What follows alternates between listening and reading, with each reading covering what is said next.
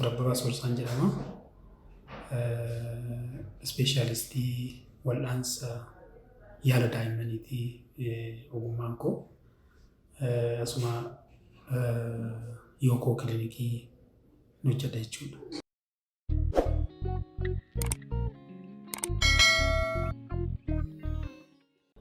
Dhagna gubaan daa'immanii jechuun bakka tokko tokkotti egaa ol ka'iinsa ho'a qaamaallee yeroo jedhamutu jira. Ol ka'iinsa ho'a qaamaa yookaan dhagna gubaa jechuun egaa yoo ho'i daa'ima tokkoo amma ta'urraan ol yoo ta'e ho'i qaama daa'ima tokko ol ka'eera jennaan. Noormaali egaa ho'i qaama nama kamiyyuu inni sirriinsaa digirii seelsheesii 36.4 amma digirii seelsheesii 37.3tti kana gidduutti kan argamu ta'uu qaba ho'i qaama nama kamiyyuu jechuudha. Kan ijoollees ta'ee kan nama guddaas ta'ee yoo digirii seelsheesii 37.3 ol yoo ta'e ol ka'iinsa ho'a qaamaa yookaan dhagna gubiinsa qabaa jennee dubbachuu dandeenya jechuudha.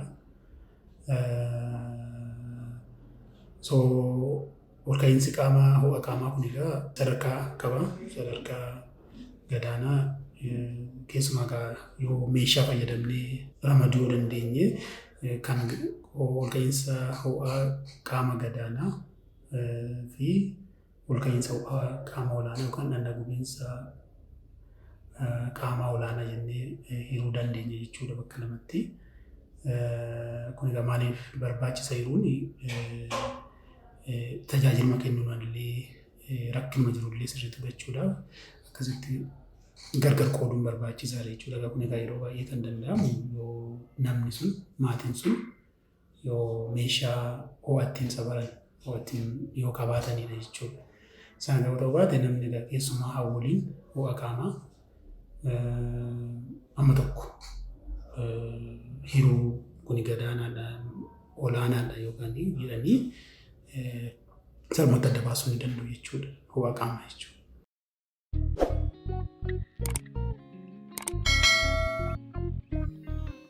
Egaa ho'a qaamaa gadaanaa yeroo jennu yoo noormaalumarraa kan ho'a qaama isa sirriirraa xiqquma ol kan ka'e jechuudha. Kana jechuun digirii seelsheesii 37.4 amma digirii seelsheesii 38tti kan jiru yeroo baay'ee ol ka'iinsa ho'a qaama gadaanaa jedhama yookaan gubiinsa qaama gadaanaa jedhama.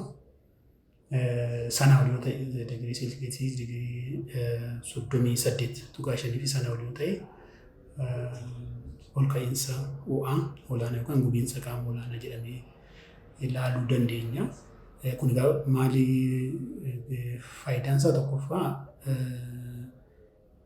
ol ka'iinsa qaama ho'aa yeroo baay'inaan ol ka'aa deemee sadarkaan dhukkubbii yookaan rakkinni mucaa sanaa carraa sadarkaa olaanaa ta'uu isaa nutti agarsiisa jechuudha. Dhibeen inni qabu mataa isaatiin sadarkaa olii ta'uu isaa nutti agarsiisa yoo ho'i isaa baay'inaan ol ka'e jechuudha. Kan biraa yeroo baay'ee ho'a qaamaa kana kan fidan gara boodaatti dhufuu dandeenya wantoota garaagaraati. Karaa biraatiin ho'i qaamaa sun ho'i sun maaltu fide kan jedhullee gara maddii kanaan adda baasuu dandeenya jechuudha. Yoo gadaanaa ta'e wantoonni ho'a qaama gadaanaa fidan jiru, yoo olaanaa ta'e immoo akkasumas sababoota isa fiduu danda'an illee akkasumatti adda baafachuu dandeenya.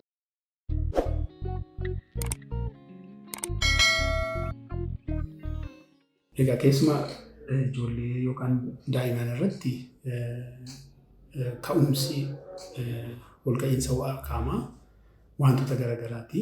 Garuu baay'inaan ijoollee irratti ol ka'iinsi ho'a qaamaa kan dhufu yookaan gubiinsi qaamaa kan dhufu baay'inaan waanuma baraman keessumaa kan akka qufaa faana wal qabatee infekshinii ujummoo qilleensaa toonsilii akka akkasumas immoo infekshinii garaa baasaa yookaan kan wal qabatee dhufuu danda'a. Yeroo kun wantoota ol ka'iinsa ho'a qaamaa fidan keessaa kan yeroo baay'ee kan mul'atanidha jechuudha. Infekshinii faana wal qabatee infekshinii kumaan sin jedhe infekshinii kan akka qufaa ta'uu danda'a. Kan akka infekshinii qoonqoo ta'uu danda'a. Infekshinii sombaa ta'uu danda'a. Keessumaa ijoollee dubaraa waggaa 5 gadi ta'an irratti immoo keessumaa infekshinii ujummoo fincaanii illee ta'uu danda'a. Isaan kun egaa wantoota sasalphaa yeroo baay'ee mul'atanidha jechuudha. Ho'a faana wal qabatanii ol ka'iinsa ho'aa faana wal qabatanii. Innaa isa bira darbee egaa immoo wantoonni dhukkuba sadarkaa olaanaa ta'an kan akka ho'aatti ol ka'iinsa qaamaatiin kan mul'atan immoo wantoota biraa wantoonni jiru kan akka infekshinii sammuu keessaa yookaan meninjaayitis kan jedhamu akkasumas immoo infekshinii lafeellee isaan kun walumaa galatti infectious cause yookaan ol ka'iinsa ho'a qaamaa infekshinii faana wal qabatanii dhufan jechuudha.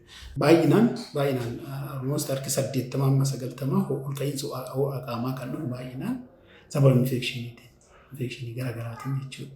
Baay'eensaa. Isarraan adda garaa akkasumas illee infekshiniin alatti immoo wantoonni gubiinsa qaamaa fidan yookaan ol ka'iinsa ho'a qaamaa fidan ni jiru. Masaajii tokko kaansarii fa'aa kaansarii garaagaraatu jira. Kaansariin dhiigaa jira, kaansariin lafee jira, kaansariin garaagaraa jira. Isaan kunillee ol ka'iinsa ho'a qaamaa yookaan gubiinsa qaamaa warra fidan garuu baay'ee baramaa miti. Isaan kun kan biraa immoo kan akka connective tissue disorder warra akka jedhaman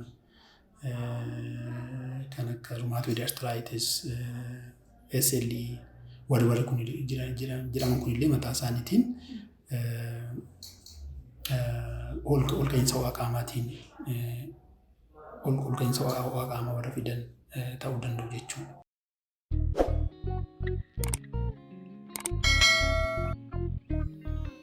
Mallattooleen egaa tokko akkuma maqaansaa akkuma silaa keenya ol ka'iinsa ho'a qaamaa jechuun yaa qaamni isaanii ho'a jechuudha. Ni guba jechuudha mucaan sun dhukkubsataan sun maatiin tokko kana haati tokko yeroo laaltu ho'i qaamni isaa holqaa jechuudha. Kun mallattoo tokko kan warri arganii gara kan isaan hubachuu danda'an tokko kana.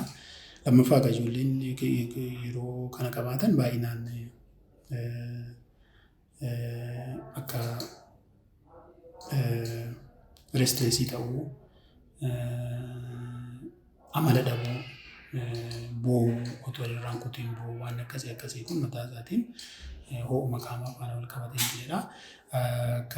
Kan biraa egaa ho'i qaamaa kun yeroo holqa keessumaa isa ho'a qaamaa holqa olaanaa yoo sadarkaa sanarra ga'ee ijoolleen tokko keessumaa dhukkubsataan tokko qaama isaa keessaallee dhangala'aan baay'ee hir'achuu danda'a. Dihaayidireetidii ta'uu danda'a jechuudha. Dihaayidireeshinii keessa galuu danda'a. Suni mataa isaatiin egaa yeroon booda mucaan sun fincaan isaallee xiqqaachuu danda'a. Akkas qaamni isaallee arrabni isaa hidhiin isaa goggoguu danda'a jechuudha. Kan biraa kan mallattoon biraayyuu akkuma sila isiniin jedhee ho'i qaamaa ol ka'iinsa ho'a qaamaa dhukkuba miti egaa wanta sana kan fide maaltu fide kan jedhu bu'uura qaba jechuudha wanti sun. ስለዚህ wanti sun kan fide sana immoo milkii isaanillee agarsiisuu danda'a. Fakkeenyaaf mucaan tokko sababa infekshinii sombaatiin yoo ho'a qaamaa godhatee milikkitoonni dhukkuba sombaa kan biraallee irratti mul'atu jechuudha. Fakkeenyaaf kan akka qufaa dafee arganuu akkas aaduu waan akkasii kun jiraachuu danda'a jechuudha. Ol ka'iinsa ho'a qaamaa kana faana wal qabate jechuudha. Kan biraa yoo infekshinii garaachaa faana wal qabate immoo vomiting hobsiisuu danda'a, irriteessisuu danda'a. Kan fincaanii faana wal qabateef immoo akkasuma immoo fincaanillee diimachuu danda'u. Akkas infekshinii ujummoo fincaanii yoo ta'ellee wantoota kana agarsiisuu danda'a jechuudha. Akkuma illee yeroo baay'ee ol ka'iinsa ho'a qaamaa jira jechuun wanti guddaan ilaalamuu qabu maaltu sana fide kan jedhu sababa maaliitiin dhufe kan jedhu bakka sababa garaagaraatiin dhufa. So milikkitoonni sun egaa sababa inni dhufeen sana wal qabatanii ni mul'atu jechuudha.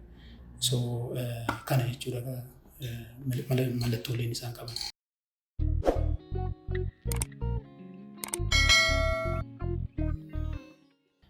Gaariidha akkuma sila siin jedhee keessumaa ol ka'iinsi ho'a qaamaa yookaan gubiinsi qaamaa yoo ol ka'aa deeme ijoolleen tokko akka gaggabduu wayii milikkita akkasii agarsiisuu mallattoo akkasii agarsiisuu danda'u. Kun egaa sababa lamaan ta'uu danda'a. Tokko ho'umti eessumarraayyuu haa ka'u sababa qufaatiin ta'uu danda'a. Sababa infekshinii qoonqootiin ta'uu danda'a. Sababa infekshinii immoo fincaaniitiin ta'uu danda'a. Sababa ho'i ol ka'iin qofa mucaan tokko gaggabduu godhachuu danda'a. Isa kana maal jennaa yeroo baay'ee febrile seizure jennaan. Febrile seizure jechuun ho'a afaan ol qabatee gaggabduu dhufu jechuudha. Inni lammataa sababa infekshinii sammuu keessa yookaan meninjaayitis sababa jennu sanaan infekshinii meninjaayitis jedhamu sun mucaan sun yoo sababa sana qabaate sababa sanaatiin immoo gaggabduu mallattoo gaggabduu agarsiisuu danda'a jechuudha. Inni kun febrile seizure hin jedhamu kun. ስለዚህ sababa lamaatiin gaggabduun kun uumamuu danda'a jechuudha.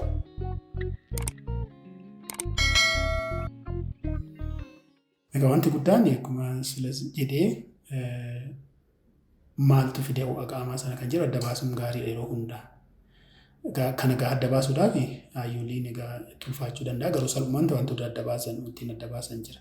Fakkeenyaaf mucaan sun yookaan dhukkubsataan sun yoo aktiivii ta'ee kan taphatu ta'ee mallattoo addaa kan hin qabne fakkeenyaaf aktiivitiin isaa jechuun sochiin isaa haalli taphataa yoo hir'achuu baate aktiivii ta'e kun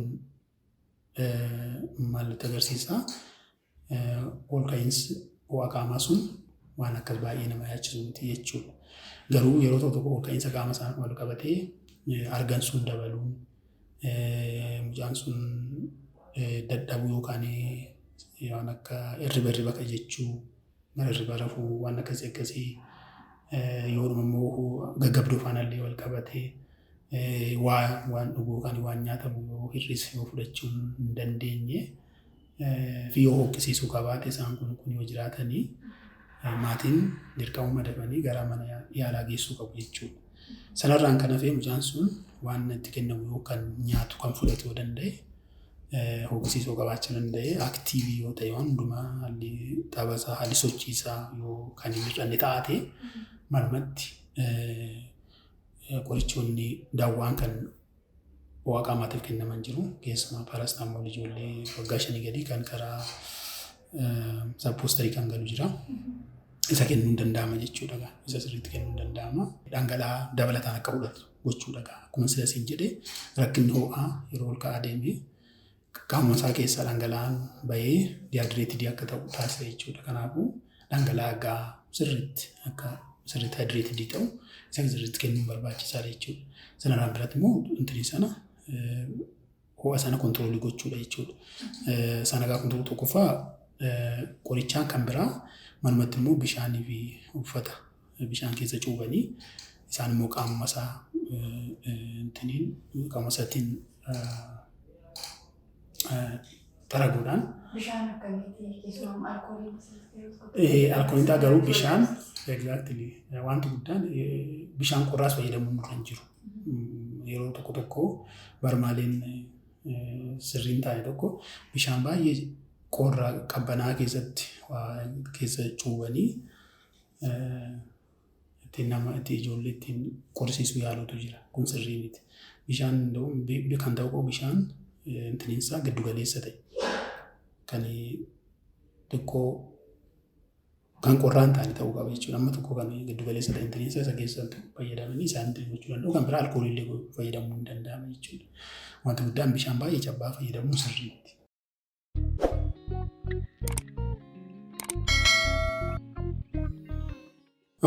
Gara mana yaalaatti egaa mallattooleen sila jedhe waan mallattooleen mucaa sanarratti argaman yoomuyyuu yeroo ammayyu fudhachuun qaban dafanii geessuu qabu. Fakkeenyaaf yookaan akka gaggabduu qaba taate mucaan sun yoo baay'ee aktiivii ta'e yoo hin taane ta'e yeroo baay'ee kan ciisu kan rafuu barbaadu yoo ta'e nyaata kan fudhanne yoo ta'e argamsuusaa kan dabalu yoo ta'e kan aadu yoo ta'e yeroo kamiyyuu mana tursiisuu hin qaban manatti mayyuu yaaluu hin qabanii gara mana yaalaa geessuu qabu jechuudha. Sanarra bira darbee mucaan sun qoricha kan fudhatuu danda'u ta'ee aktiivii danda'e kan fudhatee nyaata kennamuu kan dhugaatii kennamuuf kan fudhatu danda'e amma guyyaa lama manumatti ilaaluu danda'u. Guyyaa lama keessatti kontiroolii yoo kan hin taane ta'ate gara mana yaalaa geessuun dirqama ta'a jechuudha.